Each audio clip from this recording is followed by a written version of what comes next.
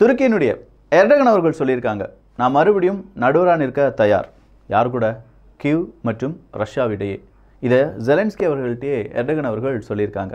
But இவர் நடுவரானா மட்டும் எல்லா விஷயமும் இல்லாட்டி எல்லாத்துக்கும் சொல்யூஷன் கிடைச்சிருமா அப்படின்னு பார்த்தா கிடையாது.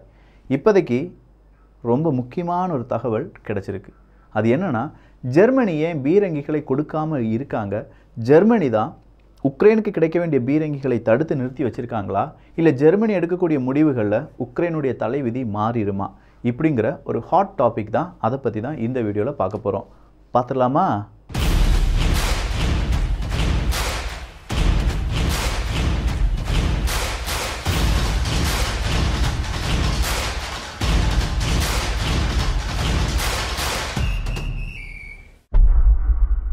ஐநா சபையினுடைய ஃபர்ஸ்ட் எய்ட் அப்படிங்கிறது இப்போ சோலிடார் அப்படிங்கிற அந்த பகுதிக்கு வந்துருச்சு.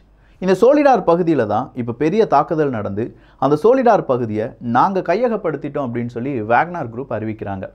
இந்த வேக்னர் குரூப்புக்கும் ரஷ்யாவுக்கும் இடையே பிரச்சனை இருக்குது அப்படின்னு சொல்லி ஒரு பக்கமாக மேற்குலகத்தால் பல செய்திகள் பரப்பப்பட்டாலும், இந்த வேக்னர் குரூப்பை எதிர்த்து போராடுறதுக்கு இப்போ உக்ரைனுக்கு தேவை படைபலம். அந்த படை ஐநா சபையிலேருந்து வர்றதா இருக்கட்டும், இல்லாட்டி யூகே கொடுக்குறதா இருக்கட்டும், அமெரிக்கா கொடுக்குறதா இருக்கட்டும், எல்லாமே சோலிடார் பக்கம் வர வேண்டும் அப்படிங்கிறது தான். ஸோ ஃபர்ஸ்ட் எய்ட் அப்படிங்கிறது ஐநா சபையினுடைய ஃபர்ஸ்ட் எய்ட் அப்படிங்கிறது வந்துருச்சு. ஆனால் இப்படி வந்தது மட்டும் போதாதே. ஏன்னா ஆல்ரெடி இவங்க ரஷ்யாவினுடைய கண்ட்ரோலில் இருக்கக்கூடிய பல பகுதிகளை பிடிக்க முடியாமல் இப்போ டிஃபென்சிவ் பொசிஷனில் மட்டும்தான் யார் நின்றுட்டுருக்காங்க? உக்ரைன் நின்றுட்டுருக்காங்க. சரிப்பா, இந்த சோலிடார் அப்படிங்கிற பகுதி ஏன் முக்கியம்? ஏன்னா இதுலேருந்து ஒரு 15 கிலோமீட்டர் தள்ளி போனால் போதும் பாக்முத் பகுதி வந்துடும். இந்த பாக்முத் பகுதியை தான் ரஷ்யா அவங்களுடைய கண்காணிப்பில் வச்சுருக்காங்க.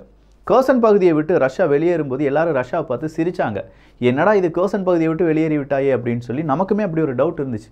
மிக முக்கியமான ஒரு ரீஜன், 4 ரீஜனை நாங்கள் கையகப்படுத்திட்டோம், 4 ரீஜன் எங்களுடையது அப்படின்னு சொல்லிட்டு அந்த ரஷ்யா திடீர்னு பார்த்தா கர்சன் பகுதியை விட்டு வெளியேறும்போது இது ரொம்ப ஒஸ்ட்டாக இருக்கேப்பா அப்படின்னு சொன்ன மாதிரி இருந்துச்சு.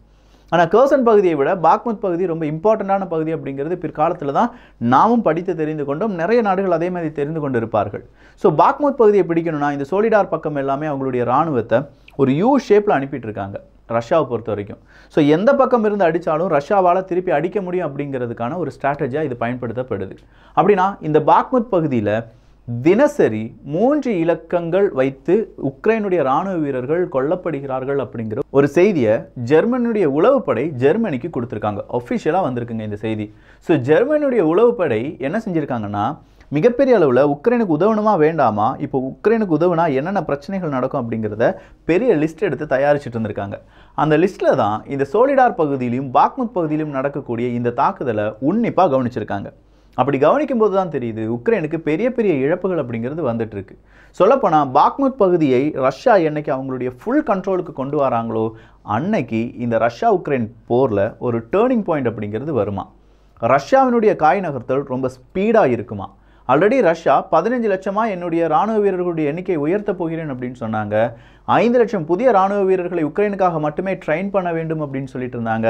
இது கூடவே பாக்முத் பகுதியிலையும் ரஷ்யாவுக்கு இவ்வளோ பெரிய வெற்றி கிடைத்து விட்டது என்றால் ரஷ்யா இறங்கி அடிக்க ஆரம்பிப்பாங்க. இதை மனசில் வச்சுட்டு தான் ஜெர்மனி என்ன சொல்லியிருக்காங்கன்னா, எனக்கு இப்போதைக்கு ஆர்மர்டு வெஹிக்கிளை மட்டும்தான் கொடுக்க முடியும், லிப்பர்டு அப்படிங்கிற அந்த டேங்கெல்லாம் கொடுக்க முடியாதுன்னு சொல்லியிருக்காங்க. இந்த லெப்பர்ட் அப்படிங்கிற இந்த டேங்கு கிடச்சிருச்சுன்னா கண்டிப்பாக உக்ரைனால் கொஞ்சம் நாளைக்கு எதிர்த்து நின்று போராட முடியும், அவ்வளோதான். வின் பண்ணலாம் முடியாது. ஸோ இந்த லெப்பர்ட் அப்படிங்கிற இந்த டேங்க் ஜெர்மனிகிட்ட இருந்து கிடைக்கிறதுக்கு ரொம்ப பெரிய அளவில் உக்ரைன் படாத பாடுபட்டாங்க. ஒரு கட்டத்தில் உக்ரைன் அமெரிக்காட்ட சொல்லி அமெரிக்காவும் ஜெர்மனிலையுமே நேற்று டிஸ்கஷன் ஓடிச்சு. என்னப்பா நீ கொடுக்க மாட்டேன்னு சொல்கிறியாமே, நீ கொடுக்கலனா யாருமே கொடுக்க மாட்டாங்கப்பா, போலந்து கொடுக்க மாட்டாங்கப்பா, அப்படி இப்படின்னு சொல்லி ஜெர்மனி எப்படியாவது சம்மதம் தெரிவிக்க வச்சிடலாமா அப்படின்னு சொல்கிற எல்லாருமே அதில் ட்ரை பண்ணாங்க. ஆனால் இப்போவும் என்ன சொல்லியிருக்காங்கன்னா ஜெர்மனி, நாங்கள் இன்னும் டெசிஷன் எடுக்கலை, எங்களுடைய டெசிஷனின் அடிப்படையில் இப்போதைக்கு எங்களுக்கு ஆர்மர்டு வெஹிக்கிள் மட்டும்தான் கொடுக்க முடியும், 2024 தான் பீரங்கிகளை கொடுக்க முடியும் அப்படின்னு சொல்லியிருக்காங்க. ஸோ இவங்களுக்கு கிடைச்ச உளவு செய்தியின் அடிப்படையில் கண்டிப்பாக பாக்முத் பகுதியில் ரஷ்யா ஜெயிச்சிரும். அப்படி ஜெயிக்கிறதுனால இப்போதைக்கு பீரங்கிகளை யாருக்கு கொடுக்க வேண்டாம், உக்ரைனுக்கு கொடுக்க வேண்டாம் அப்படிங்கிறது தான். ஐரோப்பாவில் தனது அடுத்த அணு ஆயுதத்தை நிலைநிறுத்தி இருக்கிறது அமெரிக்கா. இந்த செய்தியும் யாருக்கு கிடைச்சிருக்குன்னா ஜெர்மனியினுடைய உளவுப்படைக்கு கிடைச்சிருக்கு. ஸோ ஐரோப்பாவில் அடுத்த அணு ஆயுதத்தை அமெரிக்கா கொண்டு வைக்கும்போது இங்கே அணு ஆயுதத்துக்கான போர் வெடிப்பதற்கான வாய்ப்புகளும் இருக்குது. அதனால் தேவையில்லாமல் நம்ம முன்னாடி போக வேண்டாம், கொஞ்சம் பின்னாடி வந்துடலாமே அப்படிங்கிறது ஜெர்மனியினுடைய ஒரு ஆசை. அதை தான் இப்போ ஜெர்மனி செஞ்சிட்ருக்காங்க. சரிப்பா, இப்போ ஜெர்மனி ஏன் ஃபோர்ஸ் பண்ணணும்? ஆல்ரெடி ரஷ்யா சொல்லிட்டாங்க, இந்த நாட்டோ படையினுடைய ஆயுதம் ஏதாவது எங்கள் நாட்டுக்குள்ளே வந்துருச்சுன்னா அதை அனுப்பின நாடாக இருக்கட்டும், இல்லாட்டி நாட்டோவினுடைய நட்பு நாடுகளாக இருக்கட்டும், எல்லாத்தையுமே நான் பழி வாங்குவேன் அப்படின்னு சொல்லியிருந்தாங்கல்ல. இப்போ ஜெர்மனி மட்டும் அவங்களுடைய டேங்குகளை கொடுக்காமல் விட்டு விட்டார்கள் என்றால் இன்னொரு நாடு பார்த்து சொல்லும், நீ ஜெர்மனி கொடுக்க சொல்லு, நான் கொடுக்குறேன். ஜெர்மனி அது செய்யாமல் இருக்கால, நான் எப்படி செய்யணும்? என்னப்பா இப்படி பேசுகிற, ஜெர்மனியை கொடுக்க சொல்லுப்பா இப்படின்னு சொல்கிற ஒரு டாக் வரும்ல. உலக அரங்கில் ஒரு 40 நாடுகள் ஒன்றிணைந்து உட்கார்ந்துருக்காங்கன்னு வச்சுக்கோங்க. எல்லாருமே ஜெர்மனியை கை காண்பித்து அவன் செய்யலை, நான் ஏன் செய்யணும், அவனை செய்ய சொல்லு, நான் செய்கிறேன், இல்லை நான் செஞ்சுட்டேன்ல ஜெர்மனியும் செய்ய சொல்லு இப்படின்னு சொல்கிற ஒரு பரபரப்பான பேச்சுக்கள் அப்படிங்கிறது அடிப்படும். அதனால தான் ஜெர்மனி இந்த பீரங்கிகள் கொடுப்பதை தடுத்து வைத்திருக்கிறது அப்படிங்கிற ஒரு குற்றச்சாட்டையும் வைக்கிறாங்க. ஸோ ஜெர்மனியினுடைய ஒற்றை முடிவுகளில் உக்ரைனுடைய போர் எந்த பக்கம் வேணாலும் திரும்பலாம். ஆனால் ஜெர்மனி இந்த முடிவை எடுக்காமல் இருப்பதற்கு காரணமும் அந்த ட்விஸ்ட் அண்ட் டேர்னிங் தான். ஏன்னா ரஷ்யாவினுடைய வின் அப்படிங்கிறதும் உக்ரைனுடைய 3 டிஜிட்டில் மனிதர்கள் சோல்ஜர்ஸ் அங்கே இறந்து போகிறாங்க அப்படிங்கிறதுக்கான அந்த உளவு செய்தியும் ஜெர்மனியை கொஞ்சம் யோசிக்க வச்சிருக்கு. எது எப்படி இருந்தாலும் பீரங்கிகளுக்கு அடுத்தபடியாக ஹெலிகாப்டர், லைட் ஹெலிகாப்டர் அது வழியாக அங்கே வந்து மிசைல்ஸை போடுறது, இதில் ரஷ்யா அடுத்த லெவலுக்கு போயிட்டாங்க. ஸோ ரஷ்யாவை பொறுத்த வரைக்கும் பீரங்கி நீ வாங்குறியோ வாங்கலையோ, உன் பீரங்கியை அழிப்பதற்கான ஆன்டி டேங்க் மிசைல்ஸ் அது ஹெலிகாப்டர்லேருந்து ஏவுவதற்கான அனைத்து விதமான நடவடிக்கையிலும் நான் ஈடுபட்டுட்டேன்ப்பா, நான் ரெடி, நீ ரெடியா அப்படின்னு சொல்லி கேட்டுட்டு நிற்கிறாங்க. இன்னைக்கு நான் முதல்லயே சொன்ன மாதிரி 2 தினங்களில் அமெரிக்கா மிகப்பெரிய ஒரு டொனேஷனை கொடுக்க போகிறாங்க அப்படின்னு சொல்லி பார்த்தோம்ல. அமெரிக்கா அறிவிச்சிட்டாங்க $2.5 பில்லியன் அமெரிக்க டாலர். இந்த $2.5 பில்லியன் அமெரிக்க டாலர் அப்படிங்கிறது பிரசிடெண்ட் நம்ம ஜோ பைடன் அவர்கள் இருக்காங்கல்ல, ஜோ பைடன் அவர்கள் வந்து அமெரிக்காவினுடைய டிஃபென்ஸுக்காக ஒதுக்கப்பட்ட ஃபண்டில் கொஞ்சம் ஃபண்டை எடுத்து அவங்களுடைய நட்பு நாடுகளுக்கு கொடுக்கலாம். இது பிரசிடெண்ட் அவர்களுக்கு இருக்கக்கூடிய ஒரு ஸ்பெஷல் பவர். அந்த ஸ்பெஷல் பவரை எடுத்து உக்ரைனுக்கு நான் ஒரு 2.5 பில்லியன் கொடுக்குறேன்டா அப்படின்னு சொல்லி 2.5 பில்லியன் அமெரிக்க டாலர் கொடுக்குறாங்க. அப்படி பணமாக கொடுக்காம அதுக்கு பதில் ஆயுதங்களாக கொடுக்குறாங்க. அதுவும் குறிப்பாக ஆர்மர்டு வெஹிக்கிளாக கொடுக்குறாங்க.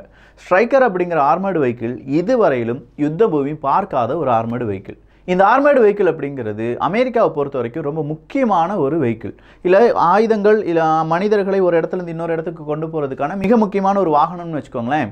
ஸோ இந்த ஸ்ட்ரைக்கர் அப்படிங்கிற ஆர்மர்டு வெஹிக்கிள் எல்லாம் இப்போ அமெரிக்கா உக்ரைனுக்கு கொடுக்க போகிறாங்க அப்படின்னு சொல்லும்போது அமெரிக்கா எப்படியாவது உக்ரைனை ஜெயிக்க வைக்க வேண்டும், உக்ரைனுடைய இந்த யுத்தம் நின்றுடக்கூடாது அப்படிங்கிறதுல பிரார்த்தனையும் அதே நேரத்தில் பண உதவிகளும் செய்து வரக்கூடிய மிக முக்கியமான நம்பர் 1 நாடு அப்படின்னு சொல்லலாம். ஸோ அமெரிக்காவினுடைய ஆர்மர்டு வெஹிக்கிள் ஸ்ட்ரைக்கர் அப்படிங்கிறது உள்ளே வரும்போது ஃபின்லாண்டு சொல்லியிருக்காங்க, $500 மில்லியன் அமெரிக்க டாலர் உங்களுக்கு தாரேன்ப்பா, வச்சுக்கோங்க, உக்ரைனுக்கு உறுதியாக நாங்கள் நிற்கிறோம், உக்ரைனுக்கு பின்னாடி நாங்கள் நிற்கிறோம், எங்களை எதிர்த்து தான் நீ முன்னாடி வரணும் அப்படின்னு சொல்லி இப்போ ஃபின்லாண்டும் களத்தில் குதிக்க ஆரம்பிச்சிருக்காங்க.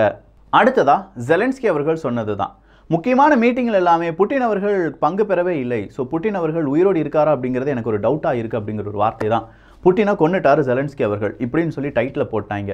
நானும் போய் பார்த்தேன், என்னடா இவ்வளோ பெரிய பிரச்சனை நடந்துருச்சு அப்படின்னு சொல்லி பார்க்கும்போது தான் இல்லை வார்த்தையால் புட்டினை கொன்று விட்டார் ஜெலன்ஸ்கி அவர்கள், எந்த முடிவும் எடுக்கிறதுல புட்டின் அவர்கள் இல்லையாமே, அவருக்கு நோய் வந்துருச்சாமே அப்படி இப்படின்னு சொல்லி பலவிதமான செய்திகளை பார்க்கும்போது தான் இன்னொரு செய்தியை நான் ரஷ்யாவினுடைய ஊடகத்தினுடைய செய்தியை எடுத்து பார்க்கும்போது புட்டின் அவர்கள் அவங்களுடைய செக்யூரிட்டி கவுன்சில் கூட ஸ்பெஷல் மிலிட்டரி ஆப்ரேஷனுக்கான டிஸ்கஷனில் ஈடுபட்டார் அப்படிங்கிறத அவங்களுடைய வெப்சைட்டான TASS அவங்களுடைய ஊடகம் தான் அது சொல்லியிருக்காங்க. ஸோ அவங்களுடைய செக்யூரிட்டி கவுன்சிலில் இந்த ஸ்பெஷல் மிலிட்டரி ஆப்ரேஷனில் நமக்கு நிறைய வெற்றிகள் வந்துட்டுருக்கு, அடுத்தபடியாக எந்தெந்த காய் நகரத்தில் செய்ய வேண்டும் அப்படின்னு சொல்லி புட்டின் அவர்கள் விலாவரியாக அவங்களுடைய செக்யூரிட்டி கவுன்சிலுக்கு விவரித்தார் என்றும் அதன்படி அடுத்த கட்ட நடவடிக்கைக்கு ரஷ்யா தயாராகி வருவதாகவும் செய்திகள் கூறுகிறது. ஸோ இந்த செய்தியை பார்த்துட்டு அப்படியே கண்மூடித்தனமாக நம்பியிருந்தோம்னா ஒருவேளை புட்டின் அவர்கள் இறந்துட்டார் அப்படின்னு சொல்லி நாம கூட நினச்சிருப்போம். ஆனால் அதுக்கான வாய்ப்பு இப்போதைக்கு கிடையாது. அஃபிஷியலாக நிறைய செய்திகள் அப்படிங்கிறது சும்மா ப்ரொபகண்டா செய்திகளாக மட்டுமே வலம் வந்து கொண்டிருக்கிறது. அதையும் கொஞ்சம் கண்ணும் கருத்துமா இந்த வார அப்டேட்டெல்லாம் பற்றி பார்க்குறவங்க தெளிவாக பார்த்துக்கோங்க. அடுத்ததா பிரிட்டன், UK இன்னைக்கு ஒரு அறிவிப்பை கொடுத்துருக்காரு ரிஷி சுனாக் அவர்கள். நாங்களும் இன்டர்நேஷனல் கம்யூனிட்டி கூட சேர்றோம், இந்த யுத்தத்துக்கு காரணம் ரஷ்யா தான், ரஷ்யாவினுடைய ஆக்டிவிட்டி தான் இந்த யுத்தத்தை மிகப்பெரிய அளவில் மாற்றியது, இந்த யுத்தம் இவ்வளோ பெருசாக மாறுவதற்கு காரணம் ரஷ்யா தான், ரஷ்யா நிறைய வார் கிரைம் எல்லாமே செஞ்சுருக்காங்க, இதற்கு நாங்களும் என்ன செய்கிறோம், மிகப்பெரிய அளவில் சப்போர்ட் பண்ணுறோம், வார் கிரைம் வந்து ரஷ்யா செஞ்சுருக்காங்க, அவங்களுக்கு தண்டனை வாங்கி கொடுக்க வேண்டும் அப்படிங்கிற கம்யூனிட்டியில் நாங்களும் சேர்றோம்ப்பா அப்படின்னு சொல்லி UK அங்கே ஜாயின் பண்ணியிருக்காங்க. எது எப்படி இருந்தாலும் இன்னும் பல வெப்பன்ஸ் அப்படிங்கிறத பற்றிலாம் நான் சொல்கிறேன்னு சொல்லியிருந்தேன், அது நாளைய காணொலியாக வரும். அதுக்கு முன்னாடி நம்ம பார்க்க வேண்டியது இந்த இன்டெலிஜென்ஸ் ரிப்போர்ட், அதுவும் ஜெர்மனியுடைய இன்டெலிஜென்ஸ் ரிப்போர்ட்டை கொஞ்சம் கேர்ஃபுல்லாக பார்க்க வேண்டியதாக இருக்குது. ஸோ உக்ரைன் ஜெயிக்குதா தோக்குதா அப்படிங்கிறதை பார்க்கக்கூடிய நாடுகள் உக்ரைன் தோற்றுவிட்டது என்றால் என்ன நடக்கும் அப்படிங்கிறத தெளிவாக புரிஞ்சு வச்சிருக்காங்க. உக்ரைன் அமெரிக்காவை நம்பி இருக்கு, அமெரிக்கா காலை வாரிட்டாங்கன்னா என்ன நடக்கும் அப்படிங்கிற யோசிக்கக்கூடிய நாடுகளும் இருக்காங்க. அதனால தான் இப்போ உக்ரைனுக்கு அதிக அளவு உதவிகள் கிடைக்காமல் இருக்கிறது. கொஞ்சம் போகட்டும்பா அப்படின்னு சொல்லி போக வைத்து இல்லாட்டி அப்படியே காய் நகரத்தில் கொஞ்சம் ஸ்லோ பண்ணியிருக்காங்க. சொல்லப்போனால் இது வார் ரொம்ப ஸ்பீடான வார் கிடையாது, ஸ்லோ மூவபிள் வார் அப்படின்னு சொல்லலாம். இந்த ஸ்லோ மூவபிள் வாரில் இப்போ இந்த வின்டர் சீசனுக்கு பிறகு நடக்கக்கூடிய யுத்தம் தான் மிகப்பெரிய ட்விஸ்டாகவும் அந்த வேர்ல்டு வார் 3க்கான காரணமாகவோ இல்லாட்டி வேர்ல்டு வார் 3ஆகவோ மாறுவதற்கான வாய்ப்பாகவோ அமையலாம். அதுக்கு முன்னாடி துருக்கி சொன்ன மாதிரி 2 நாட்டையும் வச்சு நான் பேசி முடிச்சிடறேன்ப்பா அப்படின்னு சொல்லி பேச்சுவார்த்தையில் முடித்தார்கள் என்றால் உலகத்திற்கு நல்லது. ஸோ ஓவராலாக நிறைய செய்திகளை தெரிந்திருப்பீர்கள் அப்படின்னா சப்ஸ்கிரைப் பண்ணிக்கோங்க.